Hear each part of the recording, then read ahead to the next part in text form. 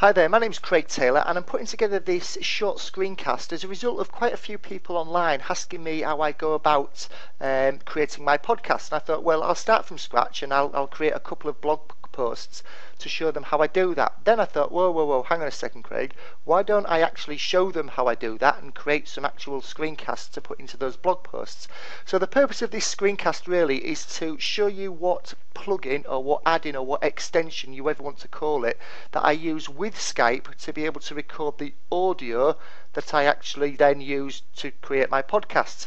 What I'll also be doing though is I will also be recording that as a screencast, which you're hopefully looking at now. I'll be recording it very shortly as a piece of audio because at the end of this screencast I'm actually going to give my colleague Di Dawson a call, speak to her about a little program that she's running where she'll be using virtual classroom tools and webinar tools, of which Skype will feature amongst that. So fingers crossed, I'm going to kill quite a few birds with one stone. So without further ado, let me just open up Skype and explain to you that what I do is I have looked at a number of different plugins and apps, and if you go to the tools options in Skype, apps, and then click on get apps, you will open up a browser window. Now quite fortuitously, the apps that will appear on the right hand side of this window here, Pamela, PamFax for Windows, Pretty Call Recorder and Pamela for Skype, they all in some way, shape or form record your Skype conversation and then output it in different formats to allow you to do whatever you want to do with it. Now I've tried 3 of these. I've tried 2 of the Pamelas and the Pretty May, and unfortunately I didn't end up using any of them. That's not to say that they aren't any good, but for me personally they just didn't work. They either just didn't work on my machine because it's a 64-bit machine and some of them didn't work too well, or they did work but their free versions only allowed up to 15 minutes of audio recording time. Now some of my podcasts go on for sort of 20 to 40 minutes, so that obviously it wasn't fit for the purpose that I wanted it to work for. So I didn't use any of the Skype suggested apps. What I did use instead is this particular app, Scribey, or Callgraph as it was originally known, and I might refer to it as Scribey or Callgraph. There's the URL up in the top left hand corner there. I've highlighted it for you to make note if you want to do so. I love this particular plugin and this extension. Easy to download, free, simple to install.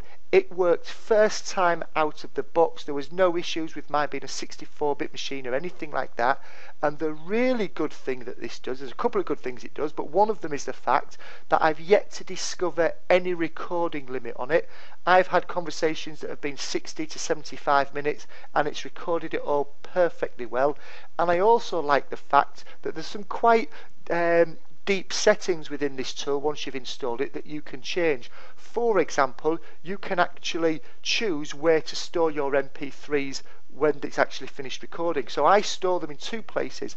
I store them locally on my machine, and I also choose to host it on the scribey.com Callgraph browser page as well. So it actually uploads into the cloud a piece of the recording as well as storing it locally on my machine. So it's quite good from an archiving and from a security perspective.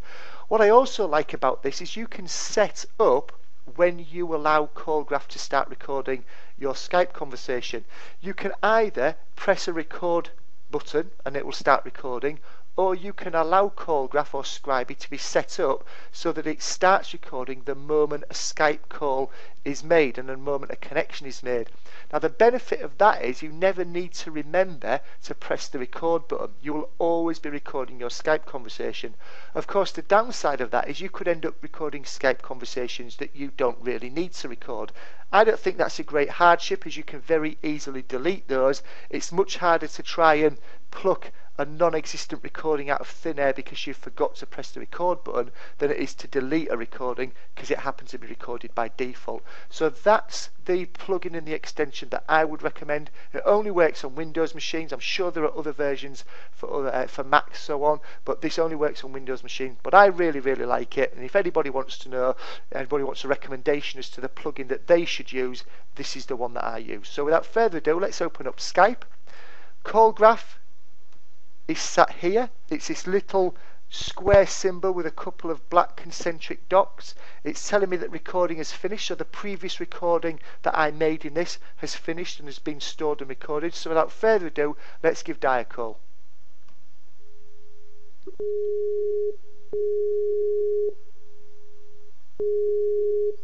Hi Di, how are you doing? Hi Craig. Yes, doing Great fine, stuff. thank Di, I you. just want to sort of pause for a moment there and direct the viewer's attention really into the bottom right hand corner of the screen. You probably didn't see that, but what popped up in the bottom right hand corner of my screen was a small pop-up box telling me that the recording had started. And I've just been explaining to the listeners and the viewers that the call graph extension that I use can be set up to either record every single Skype call that you make, which obviously has the disadvantage that it records things you don't perhaps need recording. The advantage is you never need to remember to press the record button again because it's automatically capturing everything, and that's just what I wanted to pause for a moment and bring people's attention to. So back to yourself, Di, how are you doing? Doing fine, thank you. And it's great to use Skype, isn't it, on a regular basis? Yes, I mean I'm quite impressed with what Skype and all these other tools can do to support a variety of meetings. Because you and I no doubt have quite a few meetings and use Skype for a variety of different purposes. I know I've just had a 3-hour meeting using Skype and something called TitanPad. It didn't need recording, but I quite often use Pamela to record any sound from meetings, and that's a great way to to prove to people what's been said, so they can review like minute notes. They certainly are, yeah, and much less hassle to produce than having to actually take notes. You're capturing every word, and quite often the way in which it's being said can provide the context, which obviously written notes don't always do. It's interesting you mentioned Pamela there, because I just mentioned to the listeners and the viewers then that I tried to use Pamela, and for some reason it either didn't work on my particular machine because it's a 64-bit, or it did work but it had limited recording capacity in terms of time, so it wasn't fit for purpose for what I was trying to achieve. But I know that you've got a different approach to using recording tools that have limited recording time. Do you want to tell us about that? Yeah, that's right. I use Pamela to record professional discussions. So when my learners get to a certain point in their course, we carry out a professional discussion, and at a certain point I press record.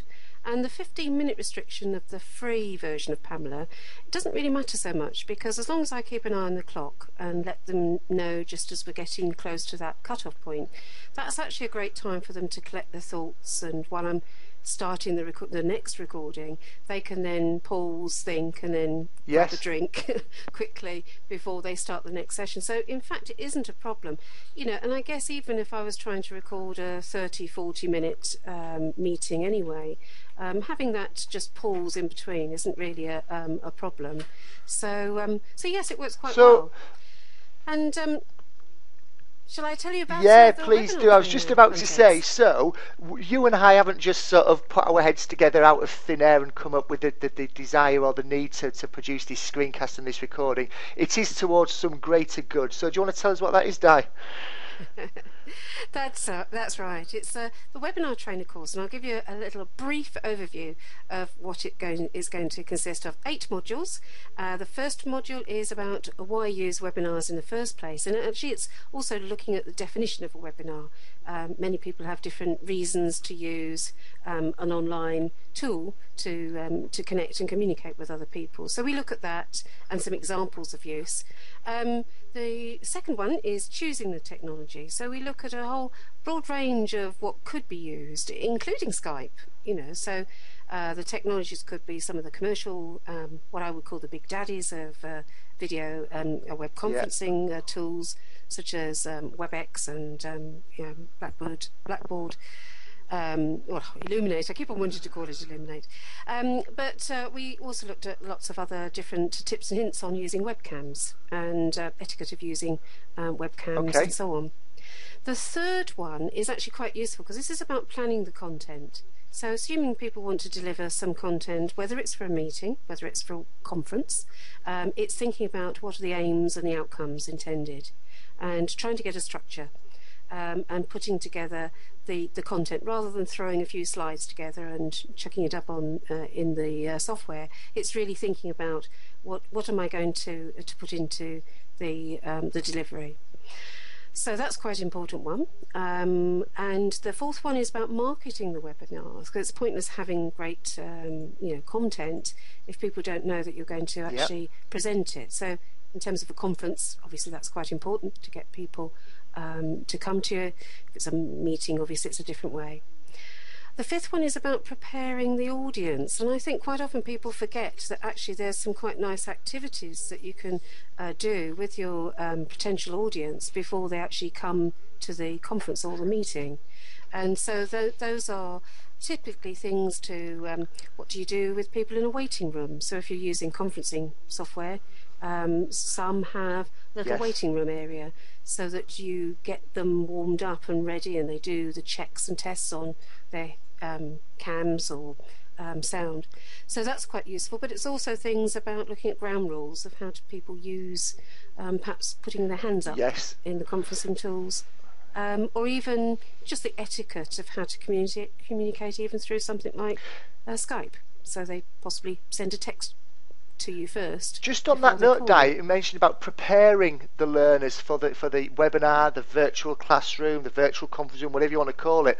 Is I've done something similar, but I started the preparation weeks before they came anywhere near the tool itself. And what I was doing was I was putting together a webinar for the Learning and Skills group, one which I'm going to repeat actually in the next couple of weeks for Citrix, on getting the most from the learning technologies you already have. That was the title of the webinar.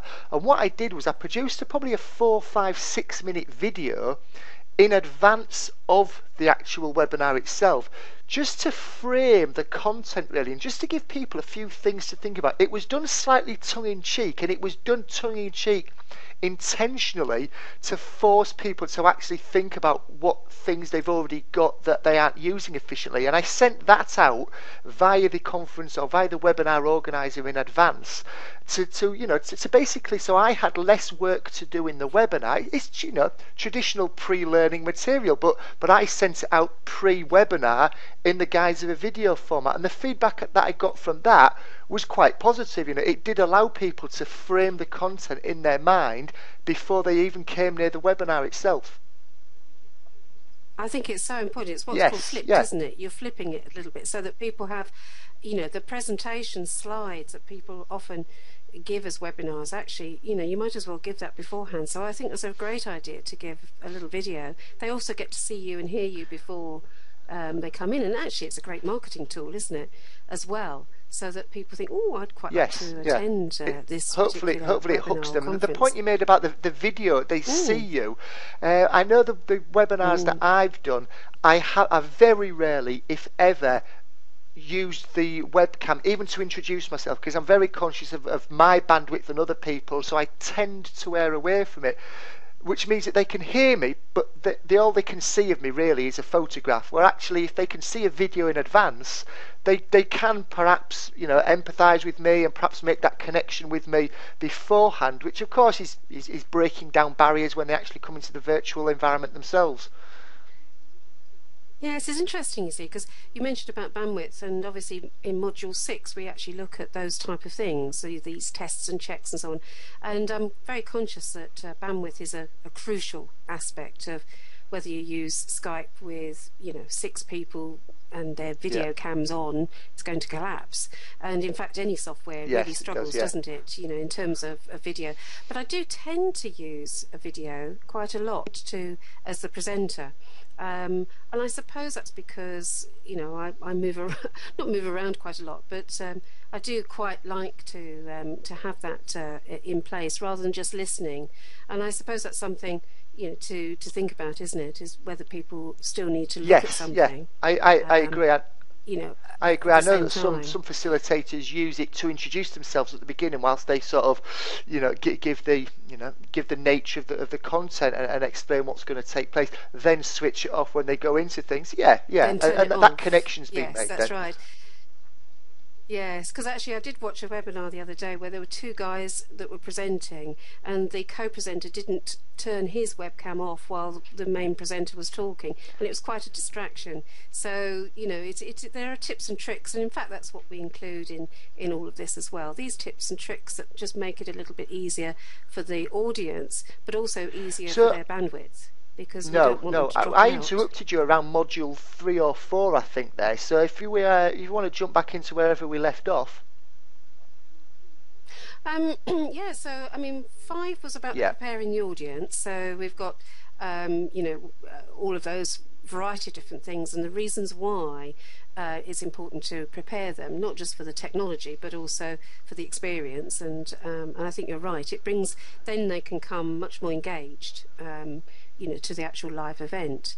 Whatever that might be. 6 is very much about the test, what we call is tests and checks, but that's actually not just about the half an hour before the session starts for the presenter, but it's also about all the whole tests and checks that you should do if you are going to use a webcam, such as lighting and other noise around you.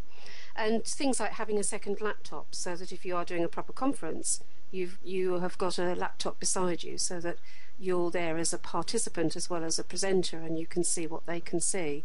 So there's lots of different tips and hints about preparing yourself as much as preparing the audience, and also preparing the okay. technology.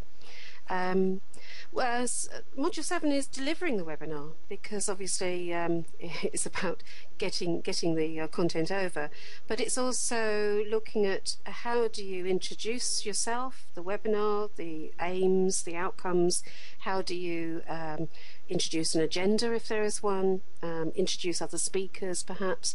Really, how do you keep and maintain attention? Because I think the large number of webinars that I've been on, if there's a single voice, sometimes people can, you just drift off and start Yeah. checking your emails and doing other things. So how do you maintain attention, and also how do you deliver it well, and how do you get the timings right? But most importantly, I think, certainly in business terms, I think it's what's the call to action. So how do you make sure that before your audience leaves, what should they Yeah, do as a yeah. result of having just attended your 30 minutes, Which 40 just minutes or mirrors whatever? what you should be Um, doing in any formal classroom. Really, is you're there for a reason. You're there to exactly. transfer something back into the real world, as I call it. What's that? Get them to commit to doing something. Well, I think that's right, and within that as well is bringing in the terminology assessment, which you and I are educators, but it's interesting that many of the webinars don't include any interaction, any engagement with the audience. So things like using Yes, yeah, polls and the whiteboard, the annotations, but also any little activities that are testing whether they've actually got what you've intended, especially if it's that type of webinar. You want to know if they're actually taking anything away that they can actually use in reality. So I will be linking in things like even yes. Bloom's taxonomy into this course, so that you've got an element of theory attached to asking questions, so that you are actually making sure that people are thinking at a sufficiently So, high Dave, level you've as mentioned a well. couple of times there in that last chunk about assessment and engagement and maintaining interactivity. This is a heavily loaded question because I already know the answer. But how will this be delivered? Will it be all top down? What tools will they be using? Well, this will be a Moodle course, so it's designed as a little self-directed learning activities. And so the aim is that each module is about 30 minutes learning. Some will be a little bit heavier than others. Planning the content depends on what planning skills you've got. So there'll be quite a few things to look at and activities to do that. So the activities will be self-assessed, but the most key, the key part of it is that as a result of this, that they can actually do a webinar. One of us would attend the webinar as an observer and look at particular criteria of what's included in that webinar, so that the particular learner can I get a see. Okay. certificate. So it's quite nice, and of course, as online learners, hopefully they'll get other experience, such as being Yes. an online learner, to do this, and then also therefore understand a little bit about delivering remotely to people that they might not see face to face. But hopefully there are some parts of this which they could take and in theory apply to face training.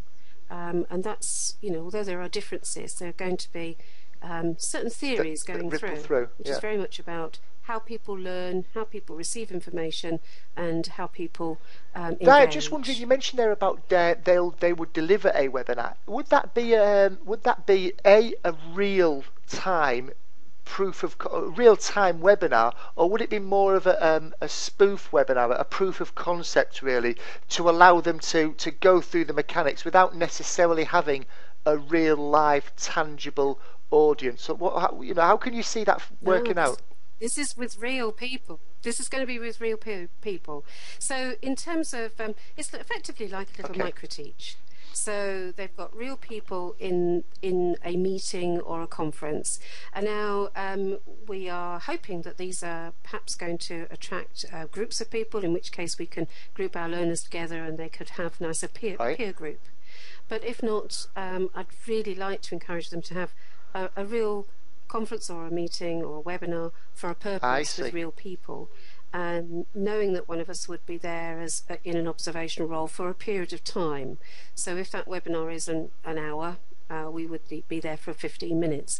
As long as we can actually see certain criteria, then that will be sufficient. So it's looking at putting all of what they've learned into practice, and making sure that it is as purposeful as possible. So Di, you've told us quite a bit about the programme there, the background to it, how it would run, from the content that's within it, actually how they would participate in it, and where they'd be participating and how they'd be participating. Where can people go and find out more? Have you got a website set up with this yet? Is it on your site? Where can people kind of register their interest with you about this? Well, I think initially the best place is for them to go to dawsonloan.co.uk, or probably better still, if they're really interested in more information, is to contact me on di@dawsonloan.co.uk, or simply Google me as Di Dawson. People can find me. But I think that's the best place. But I'm also hoping to add to the thread in LinkedIn. So if anybody's involved in LinkedIn, then they can find me through there and connect to the conversation about this. And we are hoping to have this ready and running for the 2nd of February. So let's 3 weeks off, really, give or take. Not long at all. Yes, not long at all. Not long. Right then, well, in that case, as it's only 3 weeks off, what I'd best do is hang up, get this material edited to you and get it back, and cross my fingers that, in some way, shape or form, this adds some benefit to the programme that you're putting together. Brilliant. And thanks so much. You're more than welcome, Di. Nice speaking to you. Take care. Bye-bye. So you've paused.